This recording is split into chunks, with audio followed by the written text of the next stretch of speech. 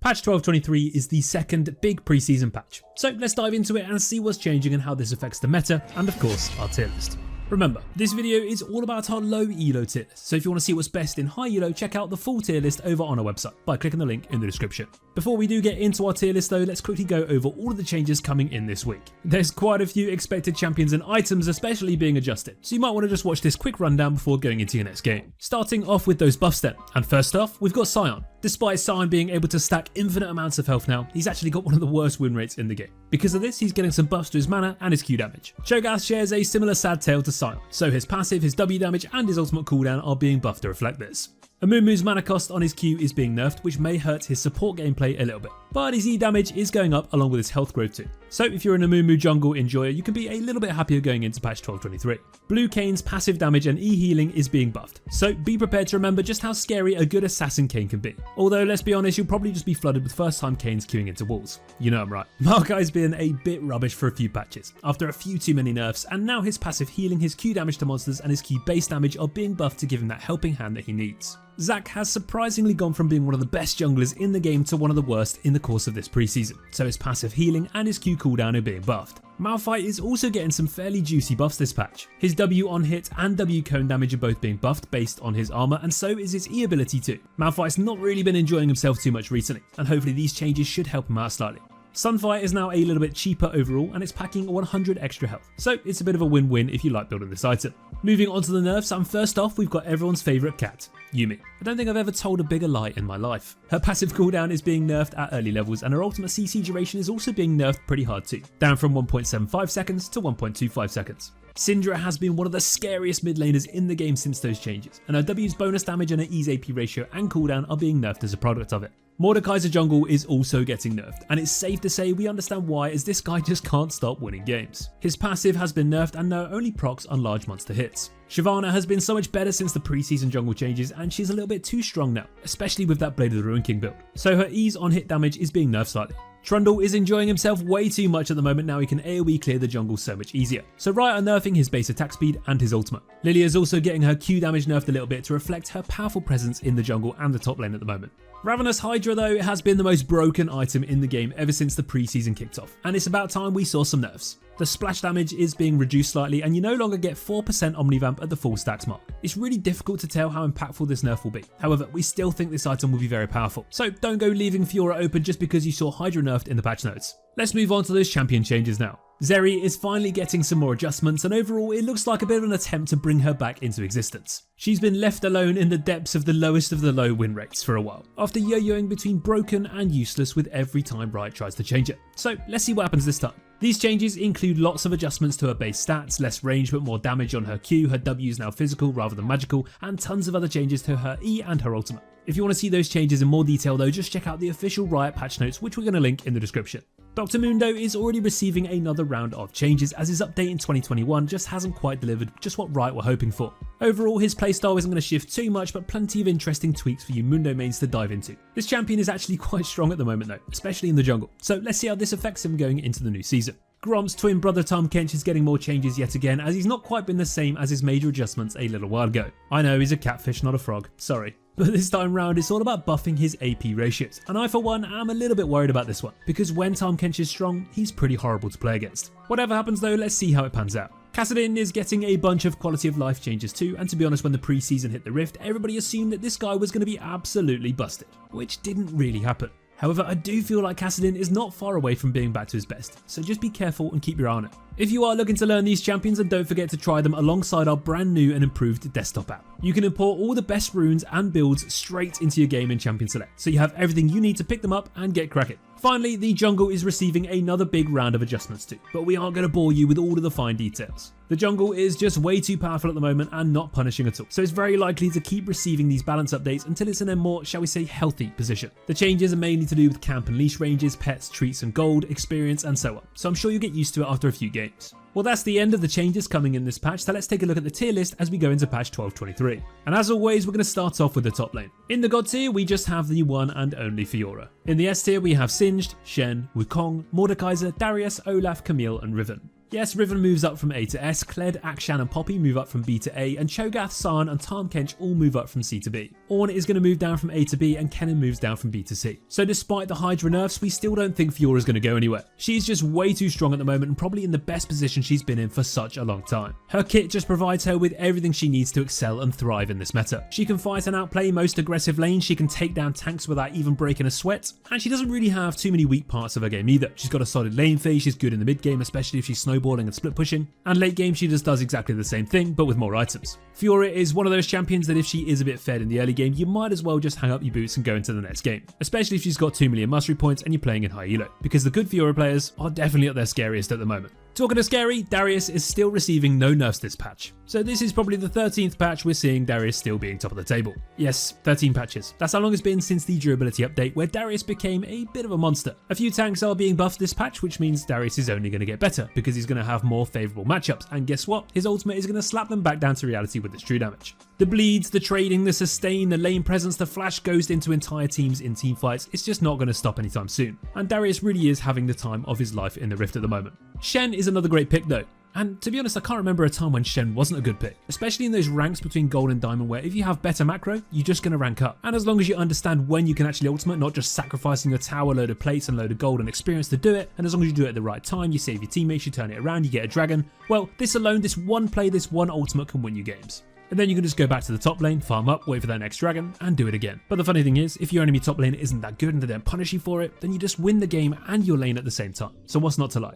Talking of winning the game, you might as well play the most broken role in the game, and that's going to bring us to the jungle. In the S tier, we have Bel'Veth, Udyr, Echo, Master Yi, Warwick, Wukong, Hecarim, Elise, Evelynn, and Vi. Mordekaiser, Trundle, and Shyvana move down from S to A, and Nunu and Skarner fall down from A to B. Maokai moves back into the B tier, and Amumu is actually going to jump up into the A tier. Still, no nerfs for Hecarim, and this guy is not even abusing Ravenous Hydra. He's just in a really good spot. So if you watch the start of the video, you'll know that Hecarim isn't getting nerfed, and none of his itemization is either, which means if he's already broken, well, he's going to stay that way. The Turbo Horse has one of the highest ban rates in the game at the moment, and he's been in the S tier for quite a while now. And if he gets a few kills in the first 5 minutes of the game, he's going to run around one-shotting everyone and healing off all of the damage up with his W. It's so difficult to play against a fed Hecarim these days, especially if you're playing those fragile roles like a mid laner or an AD carry, and he can just dive you on repeat and remove you from play entirely. I'm sure if you're a jungler, you're probably either banning him or picking him or abusing him or whatever at the moment. But here's a quick reminder that in this patch, it's not going to be any different. Another crazy strong jungler at the moment is Udyr, and guess what? He's also receiving no nerfs coming into patch 12.23.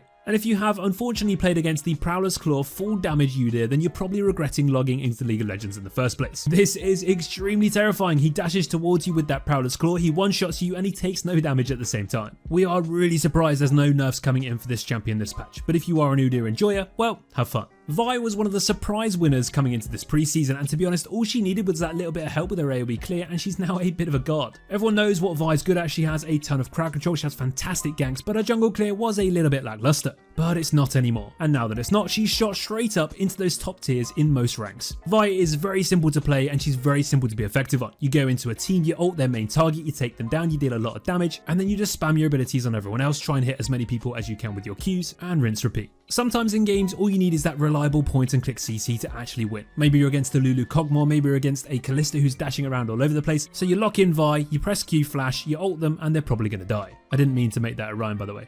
Over to that mid lane now then, in the god tier we have Zed. Yes, just Zed.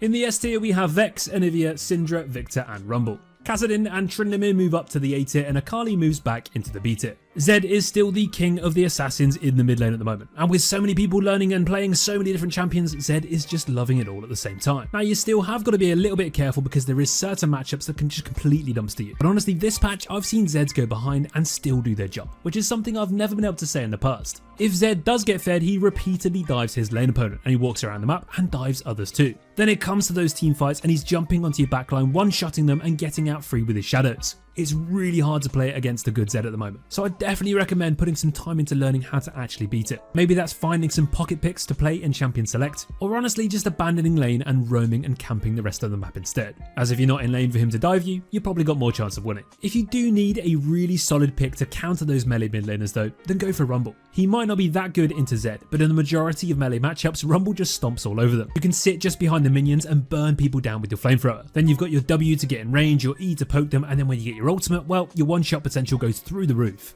And if you do know how to really abuse Rumble's overheat mechanic, well, he's such a good champion at the moment. You can easily snowball in so many low range lanes. But the thing is, as soon as you get out of the lane phase, your ultimate deals so much damage in teamfights too. And when you're looking at those early dragons, Rumble's ultimate is up there with some of the best and most impactful abilities you can go for. The only thing is, Rumble isn't the most consistent. You really do need to pick him in the right lane, because if you go against someone that can just completely outrange you, you're not going to have a good time. So if you do want to play someone a bit more consistent, then Victor is still up there with some of the best champions in that mid lane. Now Victor has these periods where he's really good and some where he's alright, but to be honest, he's never bad. He really is one of the most reliable mid laners you can play. His lane phase is okay, but as soon as he gets those evolved abilities and those items, he just deals so much damage. And in the late game, well, his damage is a bit insane. If you really learn how to play Victor, you know how to farm efficiently, you know how to poke and trade well, and you know how to scale the majority of games, well, you're always going to have a really good chance of winning them. You've got fantastic AoE damage, AoE CC, good mid-range poke, and good close-range burst. And if you can juggle all these things together and do it perfectly, well, Victor is one of the most complete champions you can play in the mid lane.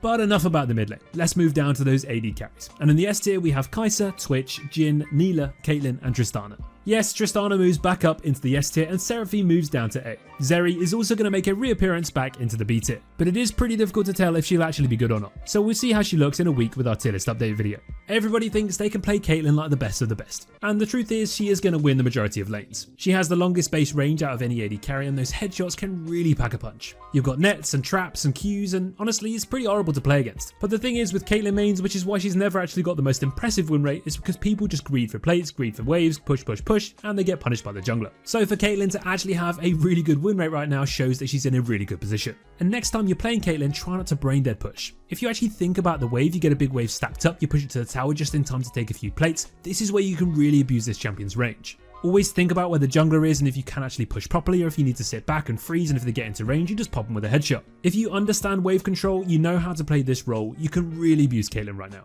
Someone that's completely the opposite to Caitlyn though is Nilah, and she literally has the lowest range out of any AD carry because she's genuinely melee if she doesn't land those Qs. But just because she does have low range doesn't mean she's not a good AD carry. And to be honest, she has one of the most impressive win rates out of any AD carry at the moment. The thing is with Nilah though, is she's incredibly matchup dependent. You can't just play her with any support, you can't just blind pick her into any matchup. But if you do get the right matchup and the right draft, well, she's probably more of a free win than anyone else you can play in the bot lane. She pushes really quickly, she has a load of AoE damage, her ultimate is fantastic. I mean, it's basically Diana's ultimate that heals your teammates. And if you do play her alongside an enchanter that has shields and heals, well, you're just going to feel a bit immortal. So if you haven't actually tried much of Nilah yet, try and pick her up because she's a lot of fun and she can be absolutely busted. If you just want to completely stomp the lane phase though and play really aggressive and take those plates early, then go for Tristana. Tristana is all about those early all-ins. She takes that E, she's got Halo Blades or maybe Lethal Tempo, she jumps on you with a W, she jumps on you again with a W, she kills you and then she jumps on your support with a W. Yeah, honestly those resets can be super brutal. But my favourite thing about Tristana though has to be her ability to take down plates so easily. You push waves so quickly, so if your enemy bot lane take a bad reset, you can just get a plate every single time.